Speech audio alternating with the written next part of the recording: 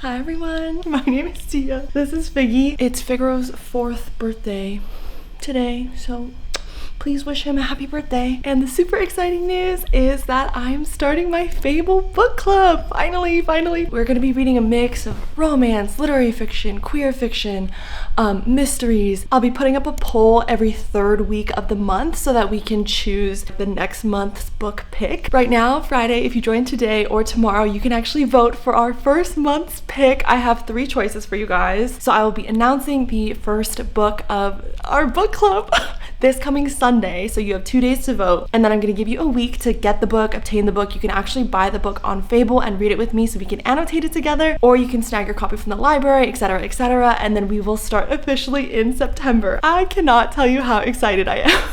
Not only is Fable a fantastic option for book clubs in general, one, it's free to join. I think that was like something really important to me when I considered making this book club, but also I think it has some awesome other features that you guys can definitely utilize. You can look at your yearly reading stats. There are really cute graphics you can make with them. This app is truly made by readers for readers. You can also post different photos and quotes from different books. I know I'm gonna be using this app as a brain dump of all the things that I feel while I'm reading books. It's such an accessible way to share your love for reading with other book lovers. So friend me, add me.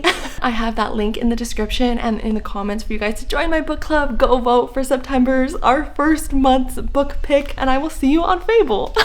Back to the video. August is my favorite month of the year, and I've got some exciting new releases on my radar for the rest of 2024. So I thought if they're on my radar, you might want them on your radar too. I have 9 anticipated releases from August to December, and the first one I'm talking about I've already talked about on my channel a few times, but don't worry, a lot of these books I haven't yet even mentioned before, but I need to give a shout out to 4 Weekends and a Funeral by Ellie Palmer, which came out August 6th. And I had the honor, the pleasure, the joy to read it as an ARC last year. It made the top 10 of like 150 books I read last year. It was that good. It was that memorable. It is probably my favorite rom-com out there. And it is an anticipated release for me because I'm hoping to reread it. And I'll kind of explain why. But in terms of what this book is about, the tagline is, "She found the right guy at the dead wrong time." When 30-year-old post-double mastectomy BRCA1 carrier and reluctant thrill seeker Allison Mullally arrives at her ex-boyfriend Sam's funeral to discover no one knows he dumped her. She agrees to play the grieving girlfriend for the sake of the family. Little did she know this meant packing up Sam's apartment with his prickly best friend Adam Berg. After all, it'll only take 4 weekends. The two form a tenuous friendship. If friendship means incredible chemistry and sexual tension, can Allison come clean and finally embrace the life and love she's always wanted, or will her little white lie get in the way of her new unexpected romance? It's such a funny, outlandish take on the fake dating trope, fake dating someone who's already passed away. Just like, how poor Allison, like how did she find herself in this situation? I love the tension in this book. I love the chemistry. I love how funny it is. I love the female main character and the female friendships, particularly in this book. I think there are so many standout aspects, but enough of me raving about it. So Allison is a post-double mastectomy BRCA1 carrier. So she got a preventative breast surgery because she tested positive for a genetic marker that makes her like much more predisposed than the general population to breast cancer. And I just joined an internship that I've been really learning a lot from. I'm essentially working with people who are getting genetic testing regarding cancer. And there are some people, these patients are ones who are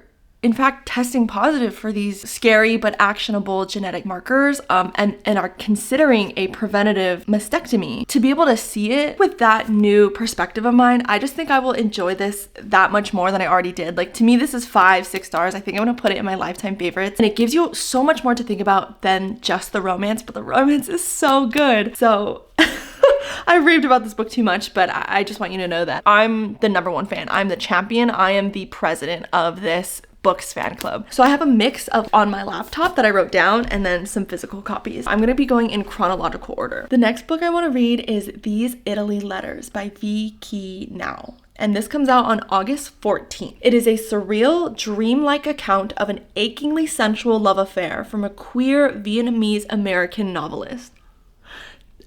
I cannot explain to you how that is so up my alley. It's not even funny. I actually saw this book first from one of the bookstagrammers I follow, Vivian. If she recommends it, I'm reading it. I will link her account below. When I saw her review, I was like, oh, so this book was written for me specifically. It is a love affair suffused with longing, erotic passion, and heartbreak, all while painting a picture of the scabby underside of Las Vegas. The story touches obliquely but powerfully on the immigrant experience, LGBTQIA identity, social class in the academy, writing, betrayal, sex, and homesickness.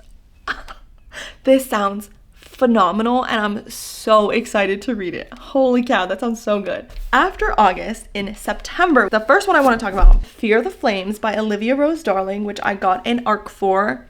Dell Romance, I love you guys. The social media team on that Instagram page is genuinely so funny. This comes out September 17th. It was independently published and then Dell Romance picked it up, and Olivia Rose Darling, apparently from her Instagram, she said like a few things have changed drastically from the independent version to this one. So I'm excited to hear what people have to say. I've literally not heard one bad thing about it. As a child, Princess Elowyn Ataro was ripped away from her soul-bonded dragons and imprisoned by her father. Years later, she's established a secret kingdom of her own and she's ready to save her people and seek retribution, even if that means aligning herself with Commander Caden Velis, her father's sworn enemy and the most feared and dangerous man of all the kingdoms. Elowyn can't ignore her undeniable attraction to Caden as they plot to steal back her dragons and seek revenge on their common enemy. It is an immersive fantasy filled with a sizzling, reluctant allies to lovers romance. I'm so excited. I think this is going to be on a lot of people's anticipated release list.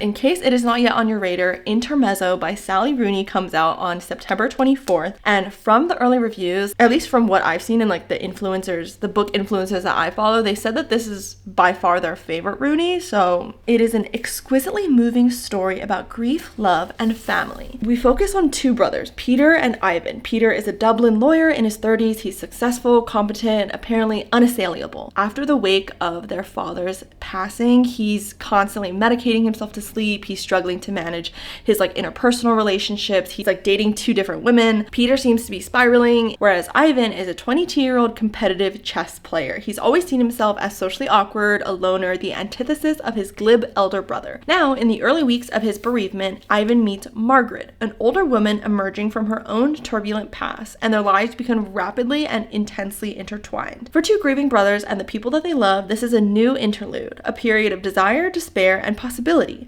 a chance to find out how much one life might hold inside itself without breaking. That is so good. Sally Rooney's writing is truly so good. Here's to hoping that I like Intermezzo. I actually already spoke about this book in my like summer wrap-up video. Andrew McMillan's, thank you so much for sending this over. It is Body is a Bad Monster by Rowan Perez. This comes out September 24th. This is a very meaningful book to me personally because Rowan Perez is ink-skinned on a Tumblr. She has been writing poetry since I was like 12 or 11 on the internet when I shouldn't have been on the internet. You've most likely seen her posts or her quotes or some kind of, she's been around Tumblr, she's been around Twitter screenshots, Instagram reels. She is, to me, like such a presence on the internet. Maybe it's just my explore page, but I'm constantly seeing her work and I'm constantly blown away by how heart-wrenching and thought-provoking it is. This is her debut traditionally published novel. She has been writing poetry for so long and I've been such a fan of her for so long. So the fact that I'm holding this in my hands and she has a book published and I hope she's doing well. It's so parasocial of me. I found it because I was like, oh, I didn't know she had an Instagram, and I checked her Instagram and her bio was like, oh, my book's coming out. The elation I felt, very rarely do I feel that spike of serotonin so quickly. The body is watching you destroy it, but you rented these bones and got cozy when you moved in. The orbit of your life is a thin and fragile spiral, each rotation around the same rotten tooth of memory. You are haunted by what you have survived, but all things beautiful are somewhat haunting. You love the wrong girl and learn to find comfort in ripped skin and exposed fur. You love the wrong man and make eyes with a tiger crossing your grave. You are getting too old for this, for getting it wrong so violently. There's too much gore here. Look anywhere else. You can make a whimper sound like a prayer as long as you do it fervently. There's somewhere to put this, right? You have to leave it somewhere, or else it will kill you.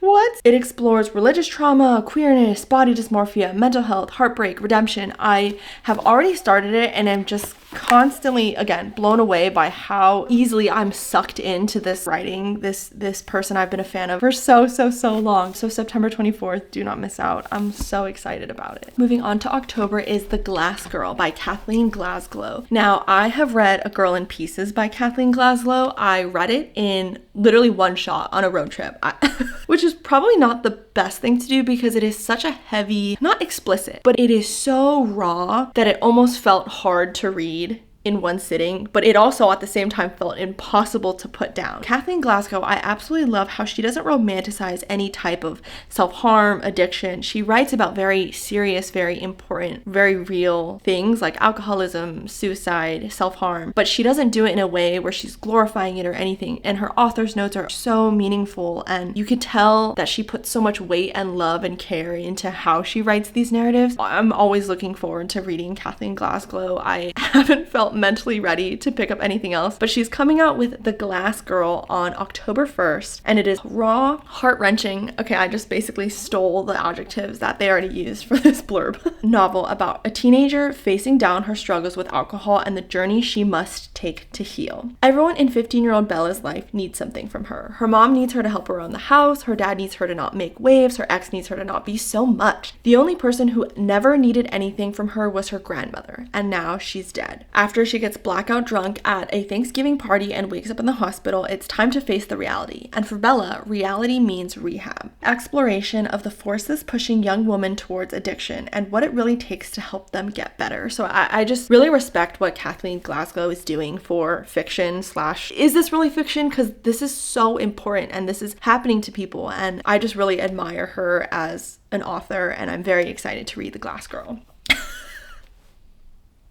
Okay.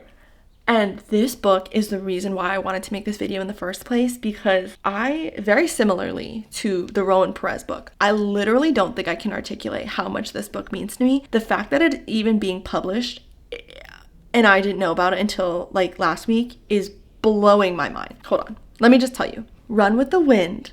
Yes, that Run with the Wind by Shion Mura. It's translated by Yu Kajita. It is coming out October 15th. I didn't know that this book was coming out this year. So when I made my reading journal video and I put the Run with the Wind translation on my 2024 priority TBR, I was just gonna use some sweet gem of a person literally translated the 2006 novel on Tumblr, on her literal Tumblr blog. I was gonna read that this year. And then my best friend literally was like, you need to stop everything you're doing and I need to tell you this news. I need you to sit down and I need to tell you this news. Run with the Wind is being published, like traditionally. And Harper Via, if you're watching this, I would give up my left toes, all of them, to have this book in my hands early. Run with the Wind is literally my all-time favorite anime next to Haikyuu. It's like Haikyuu and then like Run with the Wind. It's so close, it's not even funny, and that is such high praise coming from me. It's such a breath of fresh air. It is about a ragtag team of college students. Only 2 of them are like professional runners. They band together to run the Hakone Ikaiden. I apologize if I'm saying that wrong. The Hakone is a 135-mile 2-day relay marathon. So it's split up between 10 people, like 10 arms, and these teams, it's 20 universities participating in this. You have to qualify for it. And it is one of the biggest races in Japan. It is such a world famous race. So that is what the anime focuses on. It is based off the 2006 novel. It is a beautiful story about shared self-discovery and friendship involving an unlikely group of students who decide to defy the odds and pursue a seemingly impossible goal together. And so it's never been officially translated into English before. It's been years. And all of a sudden, they announced it in January of this year. So if I had known about this, honestly, it is my top. It is my #1 anticipated release of this entire year. I'm so excited about that. I wonder how long I went on about that.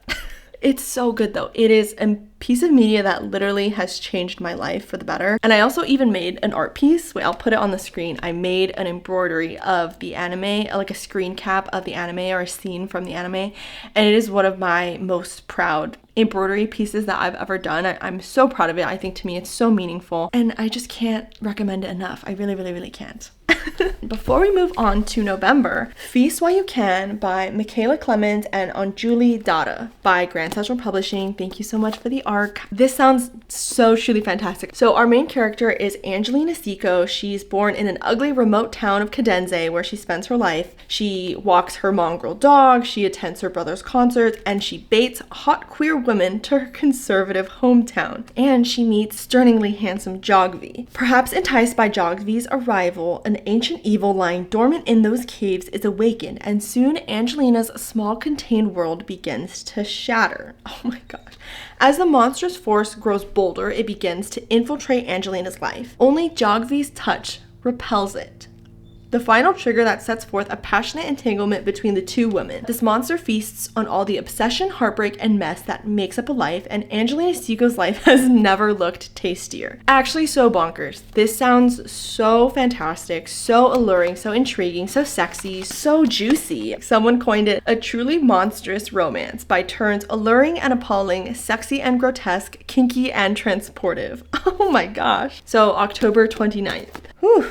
I'm getting toasty. Moving on to November, I have Streetlight People by Charlene Thomas, which comes out on November 5th. This is a story about growing up in and out of a small town with a huge secret. For most, streetlight is a dot on the map you pass on your way to somewhere else. But if you live there, you're either a have-not, like Katie, or a have-lot, like her boyfriend Nick, who also happens to be a member of the exclusive social club, the Ivy Boys. Is it the Ivy Boys or the Four Boys, like Roman numeral? I think it's the Ivy Boys. With Nick at college, this other guy, Aaron, stands by Katie's side, but all Katie really wanted is Nick, and when a chance encounter on Halloween hands her the power to twist and hold time, she doesn't hesitate. Now she can keep Nick as close as she wants. The more Katie changes the clock, the more dizzying reality becomes, until she stumbles upon a truth darker than anything she could have imagined. Streetlight is filled with monsters, and maybe she's always been one too. What? That sounds so good. I'm immediately sucked in. I'm so intrigued. The social club, the time warping, the reality warping. The last book I have on this list comes out on December 3rd, and it is a Jillian recommendation, so thank you, Jillian, for sending this one over. Private Rights by Julia Armfield, and she's the one who wrote Our Wives Under the Sea, and I've honestly heard literally nothing bad about that book. It is a speculative reimagining of King Lear, centering three sisters navigating queer love and loss in a drowning world. I know it's about grief as well, because the sisters, Isla, Irene, and Agnes, they haven't spoken in a really long time, but then their father passes away. He is an architect as cruel as he was revered. His death offers an opportunity for the sisters to come together in a new way. They are stuck in the grand glass house that they grew up in. The sisters sort through the secrets and memories he left behind until their fragile bond is shattered by a revelation in his will. But something even sinister might be unfolding, something related to their mother's long ago disappearance and the strangers who have always seemed unusually interested in the sisters' lives. Soon it becomes clear that the sisters have been chosen for a very particular purpose, one with shattering implications for their family. Oh, so intriguing. Such interesting dynamics at play. Every single one of these books I literally am frothing at the mouth for. I'm so excited about them. As you could tell by how much I just blabbed about them. If I missed something, which no doubt about I did, I would love if you could comment your most anticipated releases for the next year in the comments. Let me know which release that I talked about that piqued your interest the most. I'm very grateful that there are people out there who listen to me blab about the books that I love and books that I'm excited to read about. So I would also love to hear the books that you're excited to read about. Thank you so much for watching. I really hope that this helped put some really interesting picks on your radar, and I hope you have a wonderful rest of your week. Bye.